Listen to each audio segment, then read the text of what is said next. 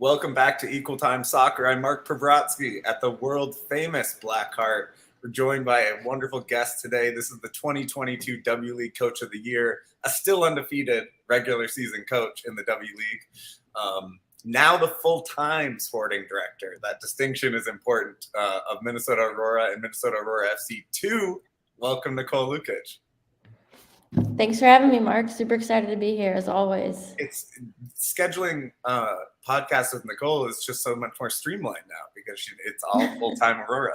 But we want to dig in. I want to ask about Aurora too, because that's why we waited for this so we could have that full kind of conversation.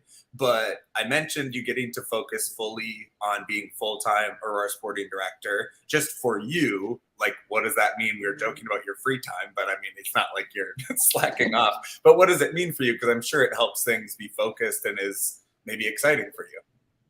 Yeah, it's super exciting.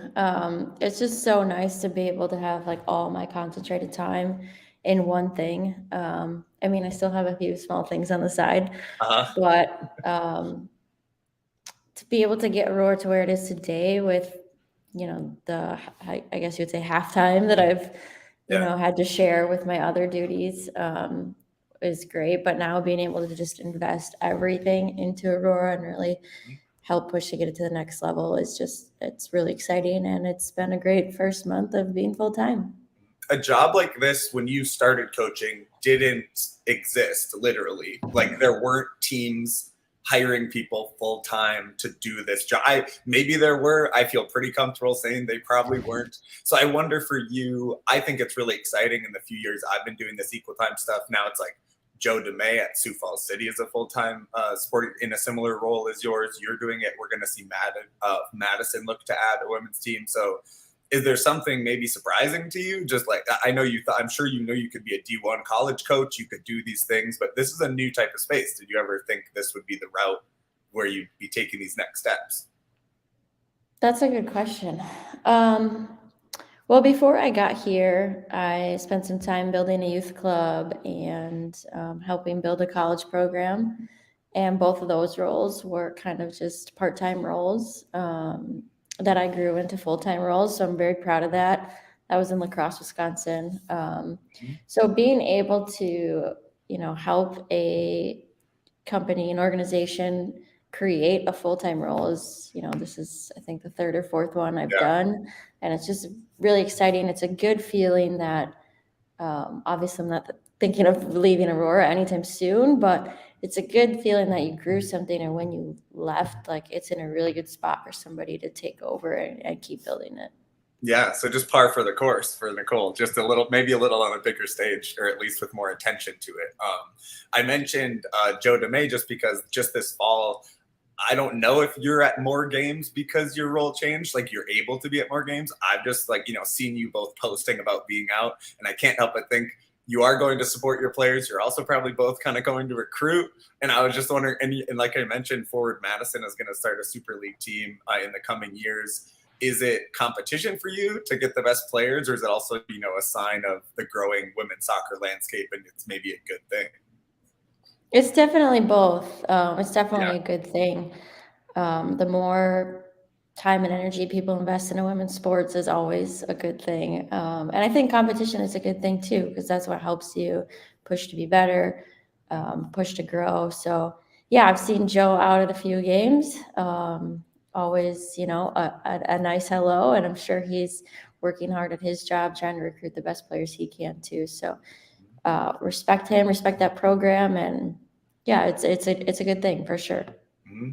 You also, aside from you getting to do all the cool sporting type things within the landscape of the Twin Cities, like getting to go to Wild games and Twins games and all that, that I don't really have any question of. That's awesome, and I'm sure you really enjoy it. But you also, being more front office focused and having the time to do this, you get asked to do a bit more of like community facing and business and non-soccer related things in the community. So I was just wondering if you enjoy doing that, or if you're kind of you do it, but you kind of want to get back to the field with your cleats. I really enjoy front office work, which is another reason I'm really excited to be in this full-time role. Especially after the 2022 season, I got a lot of requests to be in different places, and because I Yeah. had another job, I couldn't meet all those requests. So I'm excited to be able to say yes to more of those things now. I do enjoy being out. Of course, I enjoy in season and competing probably the most. Mhm. And building a team, finding a roster that fits, and those type of things. But I do enjoy being out. I love representing Minnesota Aurora. There's so many great fans in the community that you bump into and just have good conversations with, and Mhm. being able to go to all the Minnesota sports events has certainly been a giant bonus, especially Mhm. only being in the area for 2 years. It's really helped me kind of feel what Minnesota sports are all about. Yeah. It's I've giving you the small even talk. You've been to the games because it's not like you grew up a Twins fan or something, you know. Right, exactly. And I've this Green Bay Packer girl has actually grown a place in her heart for the Vikings, which Oh had wow. never, I got no never, problems with the Packers. So I'm not one of those. So yeah, go ahead. Packers are fine. yeah, Sorry, yeah. Minnesotans. I mean, they're not the Bears, so it's good. There we go. And Sure, we can share. The Packers had an off weekend this weekend, so I watched the Vikings game, and I was, Yeah. I never thought I would have said I was doing that 2 years ago. Help that they were beating the Bears for sure. Yeah, for sure. Yeah, Yeah, it yeah. looked like a gritty game. That such is the life at a queer soccer bar that I was in here Sunday at noon. No one said a word about the Vikings being out here watching some random women's college soccer. I'm sure the challenges maybe are obvious, and we've talked about it. The main challenge doing both Aurora and Rush was just the time, obviously.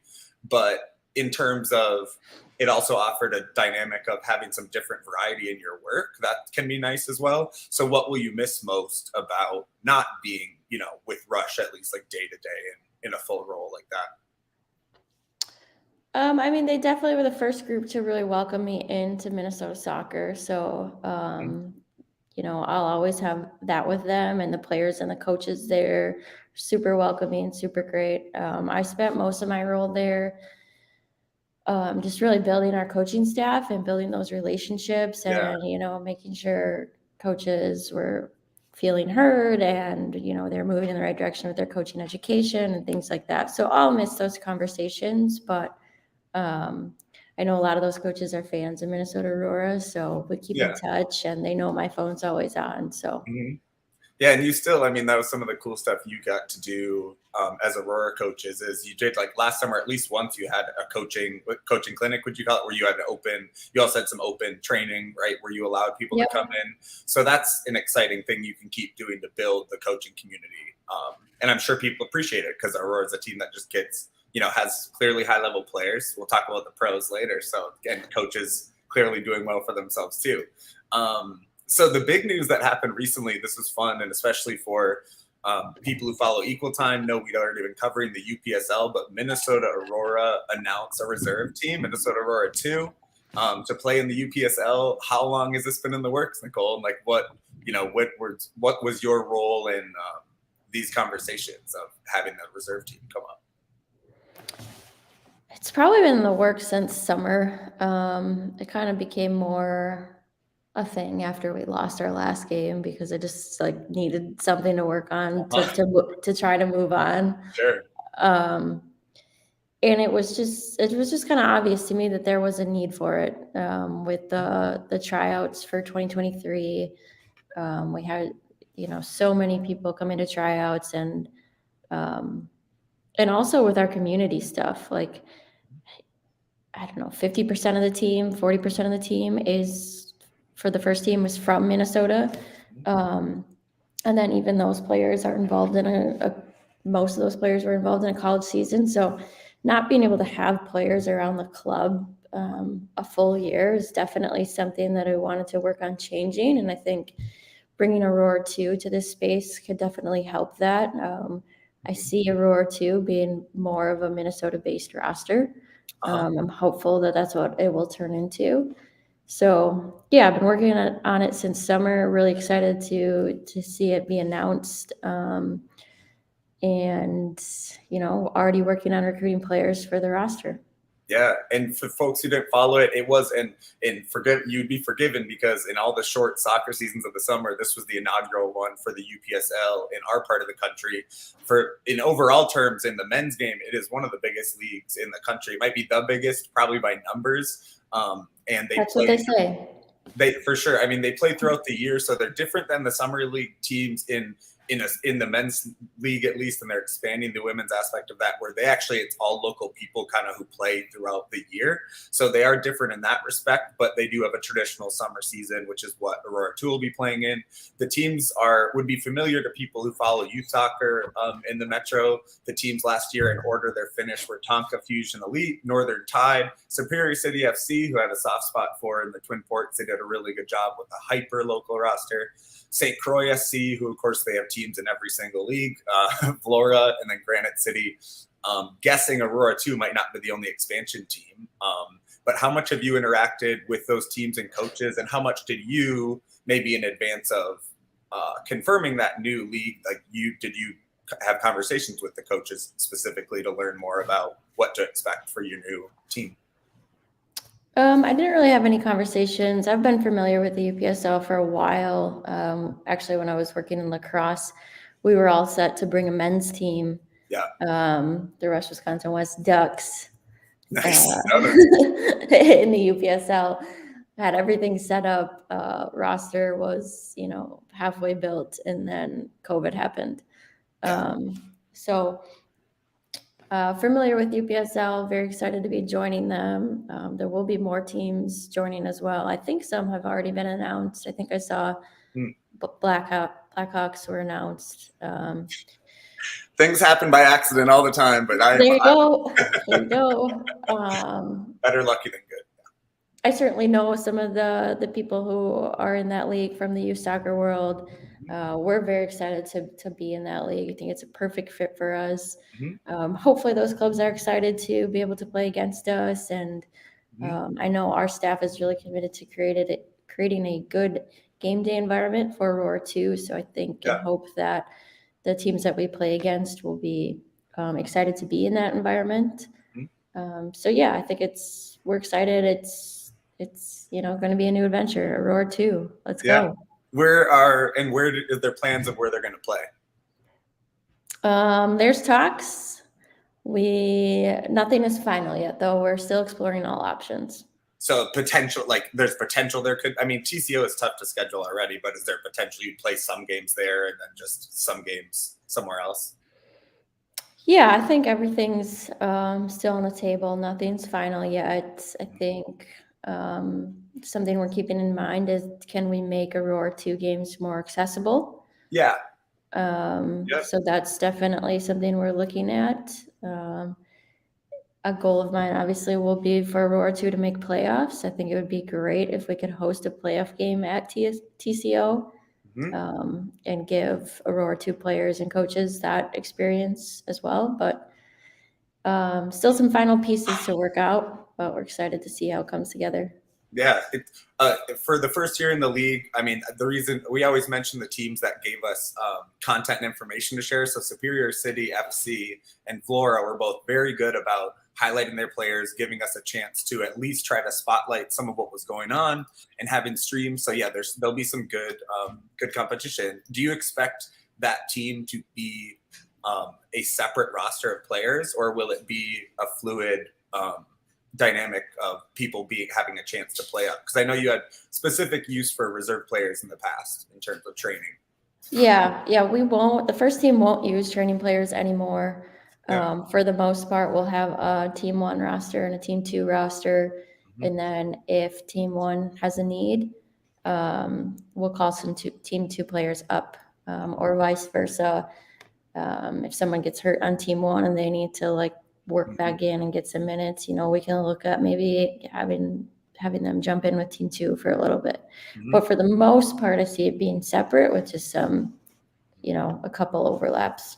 Yeah, and you mentioned something I was going to ask about in terms of the composition of the squad, because with Aurora, you are wanting to foster the Minnesota soccer community. You're also really wanting to win and be the best team in the league every year. So that comes with taking in players who aren't from Minnesota, but are obviously, few of them became pros this year, and they were a very valued part of the program.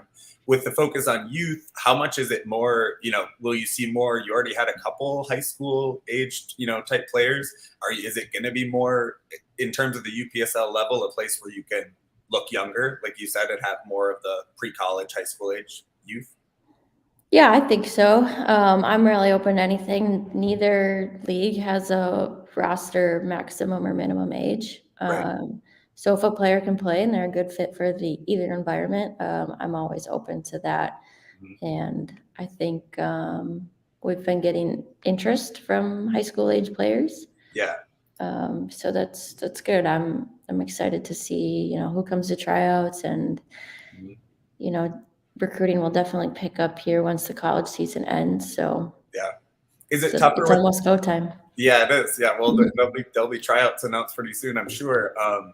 Is it more difficult with youth clubs? There's a certain degree of, from my experience talking to college players playing in summer leagues, there's a bit less loyalty because the loyalty maybe runs hard up until when you get your college scholarship from playing at the club, just speaking from what I get from talking to players and coaches. So is it tougher to move into youth where kids might, or young players might have like a youth club they're already very seriously playing? Does it get more dangerous for you or nuanced of having to deal with the relationships in that way?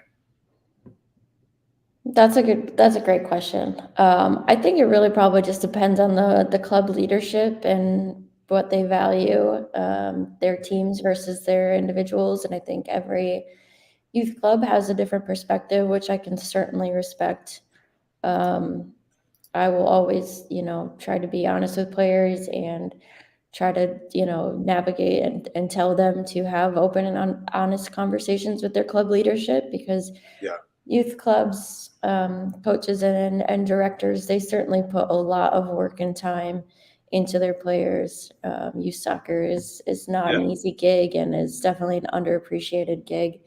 So if I can be a part of a player's pathway, I'm happy to do that. And if any youth club directors want to talk to me about that, I'm always open to have those conversations. Mm-hmm. Very cool. Yeah, and I mean, you're part of having a good track record in the first couple of years. Seeing players sign professionally certainly should make those conversations easier, because it's quite apparent the benefit for both, for the player and for the community. Yeah, that makes sense. It's not the easiest thing to come up with a nickname for Aurora 2. I threw a couple out quick on Twitter that were just like Aurora 2 Alice. But I was looking at my phone, and I try not to do this, but I was doing it for a reason, because I wanted to give one supporter. Fuzz is one of our best soccer supporters. They support Wimbledon, St. Pauli, and Aurora, and they said more Aurora. Ravantolette, whenever there's goals, they say more, like MOAR, like more. So Aurora. I mean, look, we'll have to see what the Ravantolette and the supporters. We'll see if we have a shingle of specific supporters for the twos. Then I hope so. That'd be great. It'll definitely. I mean, it's already a very inclusive place to bring like little kids and everything like that. But it should be like an even cooler place that it costs a little less, and bringing like kids and families should be very cool. We mentioned tryouts coming soon. How do players reach out? If they want info or they're interested, what should they do, Coach? Yeah, we have both squads, by the way. I mean, both squads will have tryouts. Both squads. Yep. We have a player recruitment forum on our website, mnaurora.com. So you can fill out that form for either team, and I'll look at your info. It always helps if you include film. My email address is on the website, and Lukic at mnaurora.com. You can always reach out to me. I'm happy to, just go back and forth and whatever information players need. We will have a December tryout and a January tryout for sure. Maybe a third tryout if we feel it's necessary. I think we'll be dropping those tryout dates and maybe a registration link in the next 10 days, maybe this week, hopefully, if the registration link is ready. Those spots are limited because it's indoors. And we want to make sure that we give an accurate time for players to be seen. So definitely sign up as soon as it comes out to reserve your spot. I think both tryouts last year filled up. Yeah. I'm just really looking forward to seeing who's there. Last year they were great, and the level from year 1 to year 2 definitely rose. So looking forward to seeing the level from year 2 to year 3. Yeah, agreed. And reminder, it's a pathway to the pros, people. Tiana Harris was at the open tryout. Somehow I noticed her talent in that open and said maybe she's the one to make the team. Yeah, and here she is playing in France. So she probably has she probably got the biggest pro spot of any player yet. She came through an open tryout. So very cool. Want to take a second to say this show is brought to you by Pence Homes. I live in a Pence home, and whether you're buying or selling, looking at new projects in your current home, Nate and Lydia can help you find what you need. Nate it was a public facing 40th birthday. So I'm going to say happy 40th birthday. Today is Nate Pence's birthday. Happy birthday, Nate. Nate is a wonderful supporter of the soccer community, especially he was an early supporter of Minnesota women's soccer before it was Aurora. He supports our work. Shout out to Nate and happy birthday. Also a shout to our beverage sponsor, Modest Homes. Modest Homes. They're not branching out, I don't think, but they are a brewing company. They have amazing beer, cool and creative THC seltzers. I like those. And they also have really cool gear. I have a Hawaiian shirt that is getting me just way too much love in the bar and from my queer family. So everybody, you can check out their sweet gear too, and we'll continue giving out Modest at the tailgate to all the fans and the parents. We've had time now to decompress from 23 season. Didn't want to talk just when it's raw. We want the perspective of Coach Lukic. So now there's been some time. You're excitedly looking towards the next year, but as you've kind of processed and moved into thinking forward, what do you take away from the second season, or what do you think most about? Well, I think most about losing. Unfortunately, that's just the honest truth. I don't do losing well, but when you look back on the season as a whole, we definitely accomplished a lot of different things that I'm certainly proud of, and our players are proud of.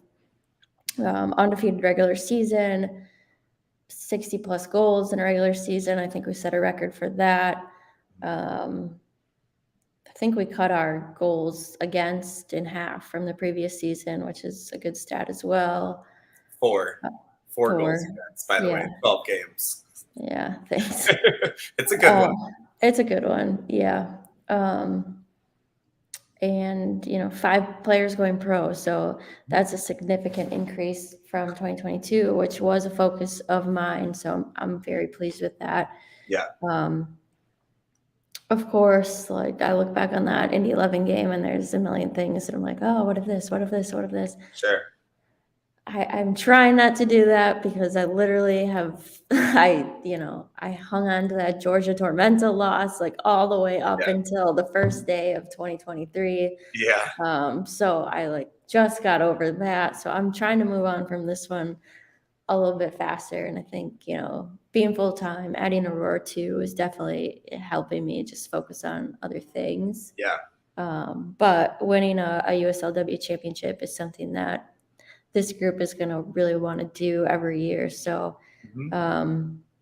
those 2 losses are still stingers for sure. And having our only 2 losses be to national champions, I don't know if that makes it better or worse. Yeah, it doesn't. Yeah. How do you, so it's obviously it takes a long time to get over it. I watched the game here at the Blackheart, which it speaks to the growing culture. We had really good watch parties here when there were away games.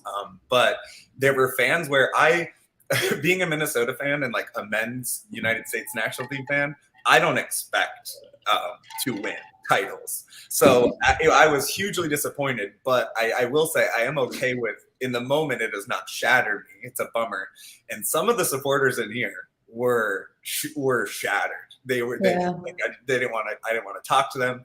How do you get through it? Because you coach players through it. I'm sure you're telling them how they should believe that they did good and they shouldn't focus on the negative, but then you have to do it too. How do you do it? I don't know. I think this is an area where I probably need some work, to be honest. Sure.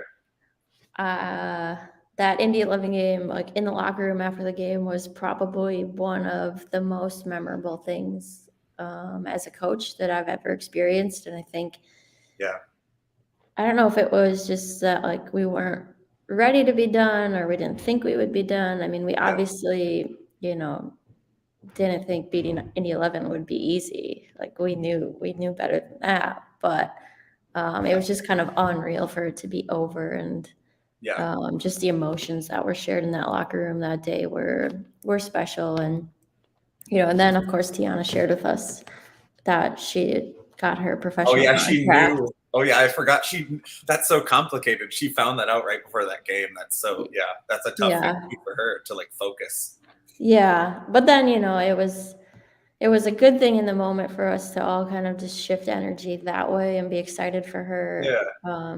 Yeah. But yeah, I don't know. I mean, this is like the one of the really hard things I think about the USLW is like the season is so short, and then you Yeah. have like 9 300, months. 300 9 months. days to Yeah. reflect 10 months. Yeah. on It's one game, which is just like a killer. It's true. It's true. Yeah, there is plenty of time. What, how was the league different? I mean, it might have changed more on the coast, especially the West Coast, with all the teams than it did for you guys. But you did have, like RKC came in. There were some different squads, and then just the league overall. How was the league different than the first year? It definitely grew, which is always a good thing, right? Brings more competition. Um, I do think that the teams in our league did get better. We just got a lot better too, so that might not have showed. Yeah, But I certainly appreciate the coaches in our division that are working hard to recruit players and be competitive, because that only makes us better. And Mhm. obviously, we want to make playoffs every year, and Mhm. we want to be ready for those playoff games. So the best way to do that is to have a strong division. And then the playoff games expanded from 3 to 4. Yeah, Traveling for us to Flint was a different experience, and another reason why like losing that game at Indy 11 hurt, because I think we were ready to come back home hopefully and give our fans more home games.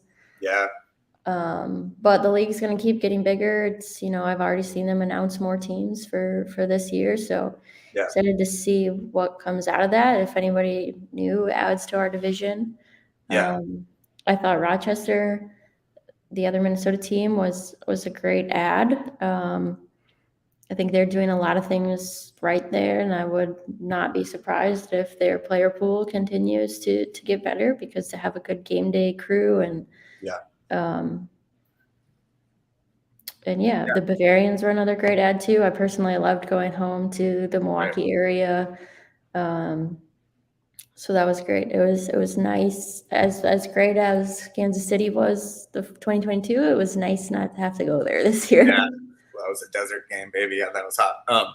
Well, and it is for those teams in the first year, it's always tough, and it's tough to recruit the players and have the proof of concept to build the roster. So the next year, it's always going to be better. And Rochester had some unlucky games. They lost some key players early that they didn't get back for a while. And so I think everybody, the Aurora fans in particular, the ones who went to Rochester to watch that game, which that maybe it was just your worst game, probably both. I mean, like your team maybe just didn't play the greatest. And then Rochester fought, and they made that a really tough game. So we were always surprised to see some of their tougher losses, because I think they have the core to put a step forward next year.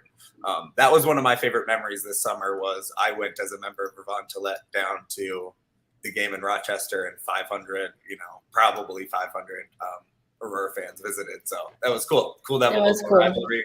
And that's the cool part about the UPSL games. There are cool trips. I mean, like to go up to Duluth, Superior, like that's a cool little close trip, like rather than, Green Bay's twice as far. So, there'll be options. Look, my dorks from the bar will go to some of those games. There's going to be someone with a drum, I guarantee. Part of the difference last year to this year is starting to professionalize the staff. You had Jess Poole come on as COO, just had to really, kind of find their footing too in a new position. But talk about that difference and like what it's been like to see the organization grow? I mean, you have an intern you're working with, so it's not fully professional, but you add more people all the time, it feels like. Yeah, we're really growing. It's great for the organization. Jess has done a really good job of getting us kind of all on the same page and moving in the same direction. So I'm expecting big things for 2024. We have new people coming in and just making us better in so many different ways. And to be able to do that for a women's soccer team, it's really special. Yeah. And will you expand the coaching staff in terms of having the Aurora 2? Like, will you be coaching that team? You probably wouldn't be able to feasibly in terms of the travel, right? So will there be a new head coach of Aurora 2? There will be a new head coach of Aurora 2, and I'm very excited to find the right person for that position. I'm excited to work closely with them. Obviously, the first team will be my main priority from a coach standpoint in season, but I plan to spend as much time as I can with Aurora 2 to help make sure that we're building the foundation we want with that team. Actually, at the end of this month, we'll be posting a couple of positions for the soccer staff. So really excited to see who applies. Really excited to find the right fit. I've been doing postseason player meetings over the last month and just talking about like who players want to see come into those positions. So I feel like I know what I'm looking for. Now I just got to find him or her. Yeah. And how will that balance with, will you kind of, in terms of your assistants, are they also going to be, is it just going to be a little bit of support either way if it's needed? Or is it that you'll just have a coach and an assistant hired for 2 and then keep the 3 assistants you have now? Or is it too early to specify that? I think it could go a couple of different directions. The first team will definitely have its own designated assistant. They're also going to be focused on camps. We're going to look to bring youth camps into the 2024 season, which I'm really excited to start interacting with more youth players. And then Aurora 2 will have a head coach and assistant. Maybe both teams will share a goalkeeper coach, but maybe the first assistant is also a goalkeeper. So it's just kind of, waiting to see who probably fills the Aurora 2 head coach position and the Minnesota Aurora first assistant position, and then going from there with the other positions. Well, because it's not just the players leveling up. Coaches are also you're getting into a bigger role, and you had assistants who got moves this summer, right? So Jenny Clark became an assistant at Northwestern, and I assumed maybe at a job at that scale, is she still going to be an assistant at Aurora? It might be a task too far for the Northwestern program. Yeah. No, I'm really excited and happy for Jenny and Cassie both getting full-time jobs in Division I programs, great programs. They won't be able to do Aurora. I've definitely missed them. Jenny was, helping me year-round last year, and her presence is definitely missed, but I'm very happy for them. I know they're both loving their seasons. Cassie was just in town to play St. Thomas a couple of weeks ago. Yeah, she's at Denver now, right? Yep. And Jenny's been running into our Big Ten players. So that's been fun. Oh yeah, Cass is. I mean, it's too bad. You would want her back as an assistant now that she was in the Summit League the whole time. Tons of those players are littering the rosters of your opponents for sure. Yeah. One thing you mentioned this publicly in an interview last fall about NWSL, and there's no big news or progress that I'm aware of in this, but it's something that I can tell you supporters ask about because they get so excited. They come talk to me about it. They're just like, "Oh, do you think they'd want to?" And you said that the market would definitely have the demand for it, and that you'd be fully supportive if it's what the ownership and founders move towards. With another season of having an operation that looks more like a full-time professional operation, does the conversation come into your line of work, or is it more they would just ask you questions when they need to get to sporting side of it, or is it really just big financial investors, and until you see that conversation, it doesn't get down to the soccer part of it? Yeah, I mean, to be in the NWSL, we certainly need to find the right investor. And I think, that's something our group is still hungry to do. We're still out there doing that, but that's a huge piece of it, right? And obviously, I still support that. I think, my thoughts haven't changed since that interview. I think the market would support it. I know the market would support it. Yeah. And our fans have definitely shown that, they want it, they're ready for it. But good things take time, and until our time is there for that, Sporty's going to keep working hard to build as many things as we can, so that when the team does go professional,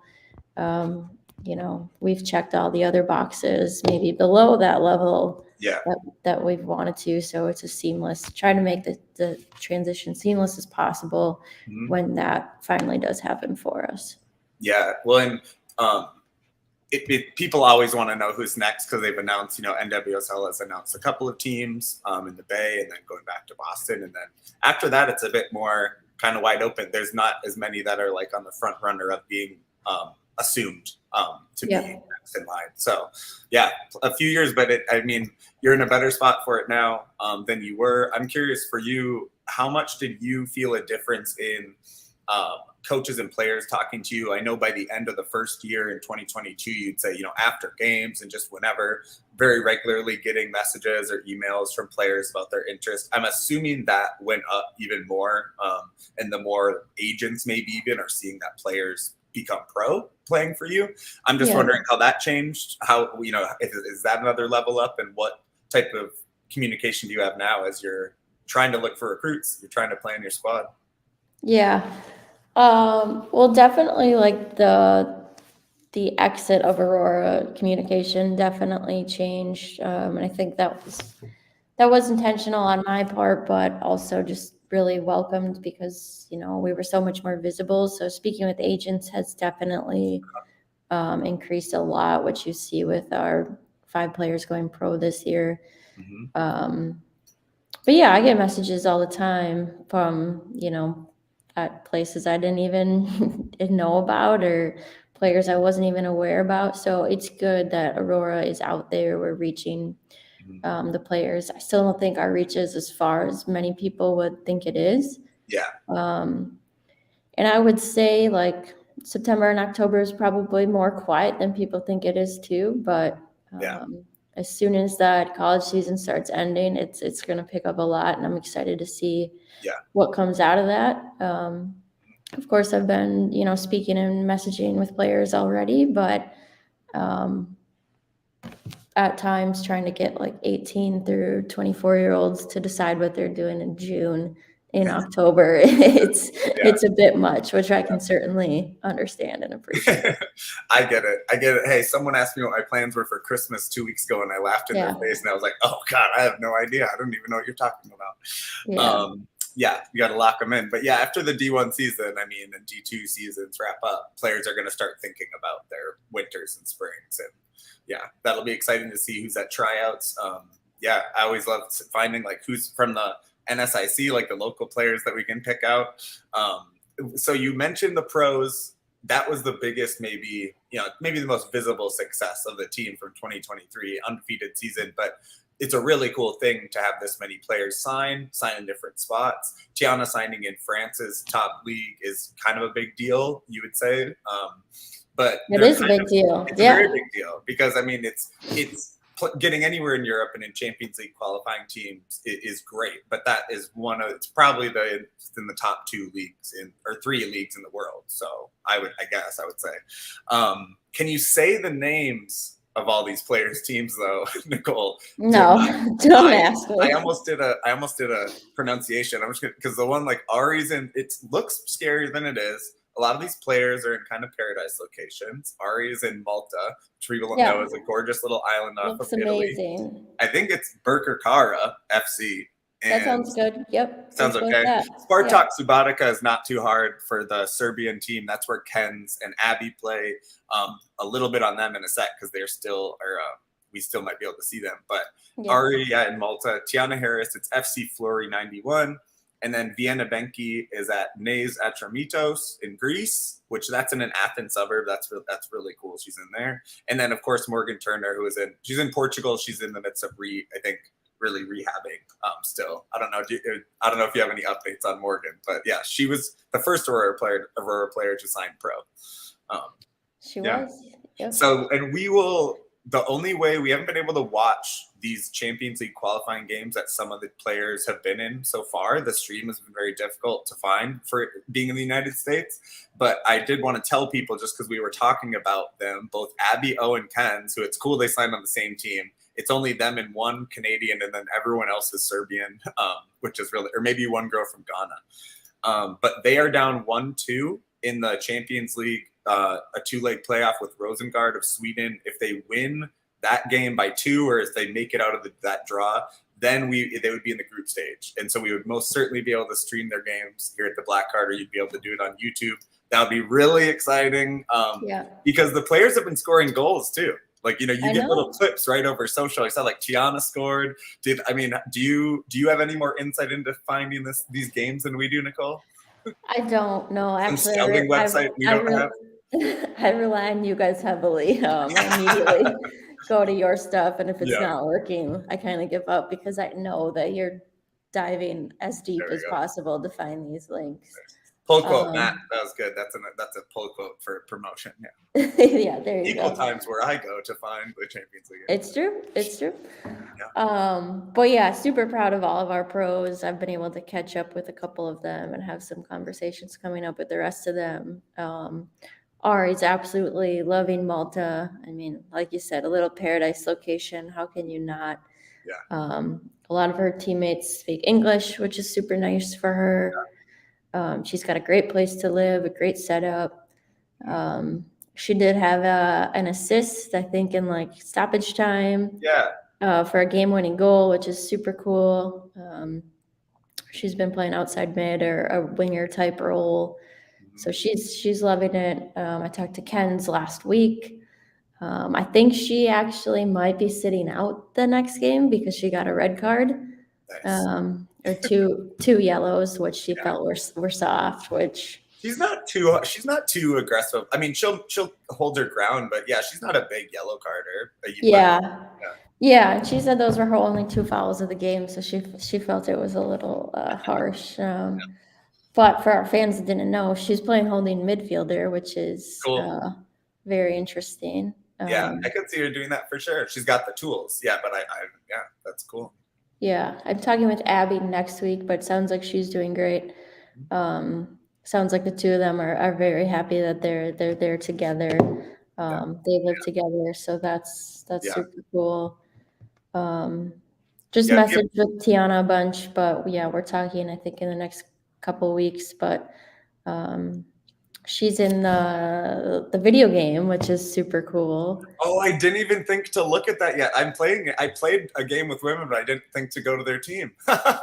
Yeah, look her up. She's wondering if she has red hair or not. Well, they don't always do. It's like when they added the big players in NWSL, they did do like face capture. Like they have the tech to be able to do that without bringing them in. They use video. But then there was the thing where the women who weren't scanned, there were some pretty famous women who, if you adjust the setting, were a generic, and it's like this woman like won the World Cup, So hopefully EA did it. That's very cool. And the one thing they did in that game that is cool. I don't play Ultimate Team for the people who play, but that is especially cool. They made it you can play mixed, so you can play your Ultimate Team can have men and women on it, which there's no reason they couldn't let you do that. Like, and that's so cool. That was a cool thing. They still need to add, like more of the women's leagues, but very cool. And that would be wild for her to be. Yeah, that's cool. Yeah, and then I talked to Vienna before she headed to Greece, so super excited for her. I believe that's a brand new pro team, so I don't know. So for her to be able to, help build a team and kind of her veteran status, I just think that's going to be great for her and a really good leadership thing. So, I'm really happy for all of them. Yeah, Vienna was probably the best soccer journey of any player, and also just because it's longer than any of the other ones we've had. But she's been around. She played in Iceland. She's playing in. I mean, it's not a bad soccer career, to be honest. I'm sure she probably deserves a little more money. Vienna, shout out to Vienna's agent, but she's been playing in really cool spots, and she's Yeah. a fan favorite. I loved seeing her be in Aurora last year. She does so many little things that like people don't notice. Like she was often the one setting the screen for Tiana to get open and score those header goals. Totally. And just like, she does a lot of things like that in the field and doesn't really get credit for them, but they're really valuable. Vienna, a total vet. You could tell does things the right way. You don't keep playing in the career like she's had without actually doing things the right way. Eventually, I mean, she wouldn't keep getting these opportunities if there wasn't that quality. Also, it's great to be able to talk to her, Nicole, because we're in the same generation, and it's just the only player I could talk to that maybe also doesn't have TikTok. How do you mentioned you really stay in touch with your players like during their college season and the ones going pro? How much do you watch the games? Because I mean, certain college games are kind of hard if you don't have you have to have a lot of paywall stuff these days. How much do you watch their games? I try to at least watch at least one per player for every season. Like you said, some of it can be challenging with all the paywalls, but I appreciate all the schools that are on ESPN Plus on Hulu because that makes it super easy. So some are easier to watch than others. I've caught a lot of Utah State games just because it's worked out with my schedule. Florida International has been another one that I've been able to see a bunch, and Coastal Carolina. Cool. But yeah, I think I'm almost there on seeing everybody, but it's a challenge for sure. Yeah. Well, I can barely even try to watch that many games because between just scouring the 120, there's too many Minnesotans playing D1, 120 plus. Yeah, you guys are busy for sure. It's a good problem. How much do you ever consume the game for fun? Do you ever the NWSL is on, I'm gonna watch, or it's like you've already watched 2 games or tape or whatever that day? Like, do you watch it for fun? It can be a challenge, definitely.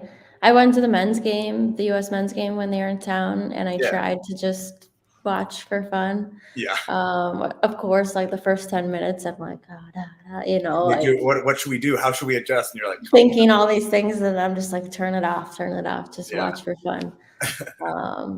I think that's always a challenge, and I'm actually taking my US Scout course license with US Soccer. So I went to the women's game in Ohio with the course. Couldn't just watch for fun because I had an assignment at the game. But it's always fun going to live games at the professional or the college level, and whether you're watching for fun or you're watching for your job, it's all good. Maybe it helps to watch the men because then you're not thinking, how do I recruit these guys? At least you're not actually how do I get these? Who do I have to talk to? Well, I was going to ask too, I did see you post NWSL playoffs are coming up. We'll be showing those in the bar. And I saw you post a picture with Gotham where I'm assuming were you visiting them in training? Like, what's the story on that with the coaches, it seemed like? Yeah, I went out to shadow the Gotham coaching staff in April. This is just an incredible experience. They're so welcoming. Head coach Juan just, really treated me like I was part of the staff for a couple of days. I learned a lot on that trip, and I want that experience just to know, like, how far off are we at Aurora from like an NWSL experience from a player perspective. So I had a lot of takeaways from that trip and things that we could implement or like check the box on, hey, we're already doing this. This is great. So really, really cool.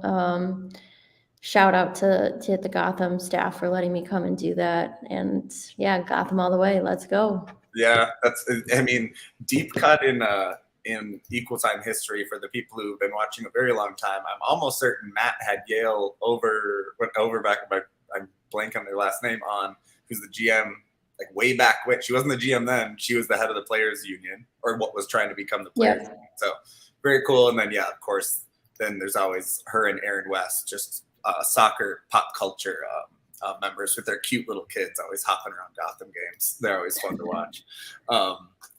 Then talk about if you ever oh no, I wanted to say I needed to give a shout out before we left off. I skipped over this, and I want to say Nicole's mom, hello. Thank you for watching. Always good to have you clicking on likes, getting views on the equal time. Yeah. Yeah, my mom is on it. She's a hardcore soccer mom. She got her for a question. I didn't even think about that. What I was gonna ask she'll send me little like tweets like, "Did you see this player? Are you recruiting this player?" I'm like, "Okay, mom, yes or no." We love the moms. Shout out to the moms. I interviewed a player who plays for Concordia this last week, Katie Anderson. She's a good forward. You can take a peek. Maybe she'll go to tryouts. But her dad was like, San Diego Waves, like, you should be on San Diego Wave. She was like, well, yeah, I mean, that'd be cool. Like, that sounds cool. I don't disagree. Like, yeah. This Alex Morgan, Nicole, she's really good. Have you heard of this? You maybe try to sign her for. Yeah, maybe. So people stay tuned because we will post about the Aurora alumni in the Champions League. It's the 18th they play, which means it's on Wednesday. So we'll be watching closely to see, and we'll also be paying attention to when the tryouts are announced because we'll definitely want to get out and see what we can see from the new talent coming in year 3. Nicole, do you care about people staying in touch with you on social media? Do you want to promote how players can connect with you, or just people can watch, what you're doing out there? Do you have TikTok? I don't have TikTok. Nope. I'm definitely not that cool. Designate some of the players to just like run it for you. Make Brenna do it. Brenna, Mariah, Yelena, they would all be great at that. Me, not so much. I am on Twitter and Instagram. So I'm out there. And yeah, give me a follow. Awesome. Cool. Well, we'll look out for everything coming up. Excited to have Aurora, the game continuously growing. And you're only in year 2 still, Nicole. You're not even done. Only really. year 2. That's wild. Thank you so much, everybody. Stay tuned this weekend. We'll have some NSIC coverage about the last week and playoffs coming up there. Always tight. It's going to be brutally tight. And then the Summit League, all the Dakota schools are scrapping to get the last spots in the Summit League tournament too. So postseason soccer's coming. Stay tuned. Come visit me at the Black Card. We'll see you later.